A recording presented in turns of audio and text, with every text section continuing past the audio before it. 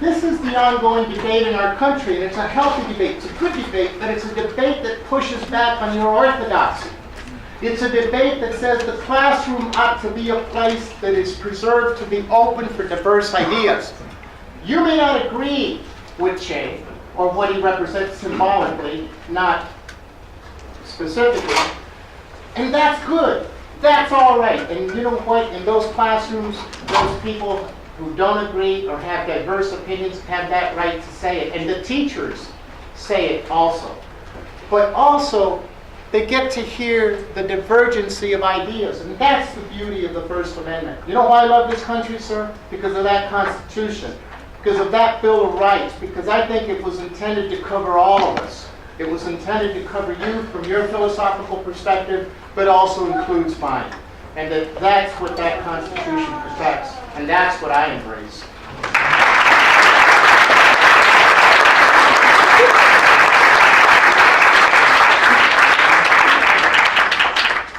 Oh, you want to?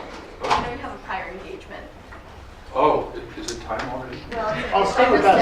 This is so much fun. Time has gone so fast. Let me just say, if you will read my findings, which are at azag.gov, you will have reports by 6 teachers, and I want to talk about the First Amendment now, because I want to talk about one of the very worst things that's going on in the Tucson Unified School District, something we haven't talked about yet, that I would urge you to talk to your son about.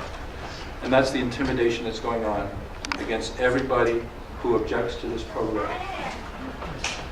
Teachers and counselors, I'm quoting from a former teacher now, teachers and counselors are being called before their school principals and even the school district and accused of being racist.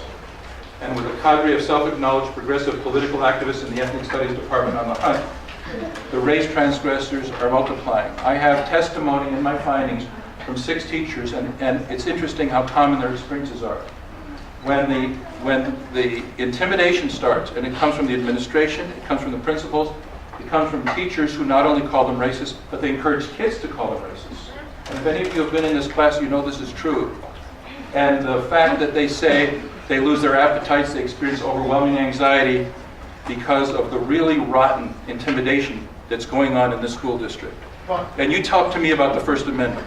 Mr. Horne, I don't know if you had the privilege of going to the state legislature and seeing how your elected officials, your majority that passed this bill for you, treated our students, wanted to speak to them, who they told them, if you want to learn about this, do it on your own dollar. If you want to know about your history, go back to your own country.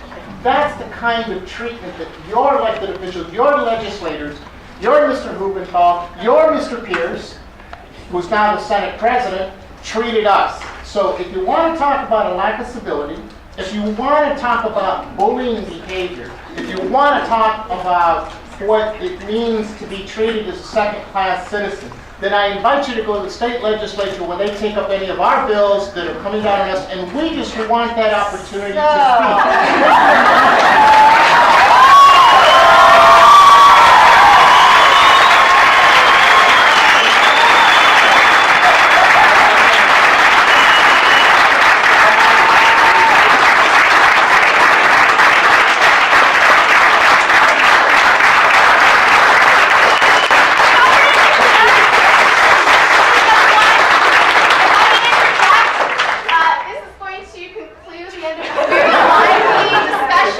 One sentence, and that is, we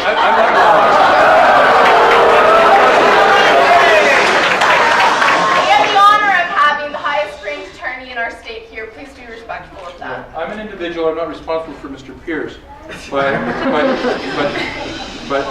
whatever happened there does not justify the kind of intimidation which has gone on against any teacher who dared to speak up against ethnic studies in Tucson Unified School District. And if you believe in the First Amendment, I urge you to look into that rotten intimidation that's been going on there. Well, let me say that nobody favors intimidation on either side. I know that we all agree about that, and I think you've been great tonight. The audience has been fabulous. I don't know about the panelists. Thank you so much for coming. I hope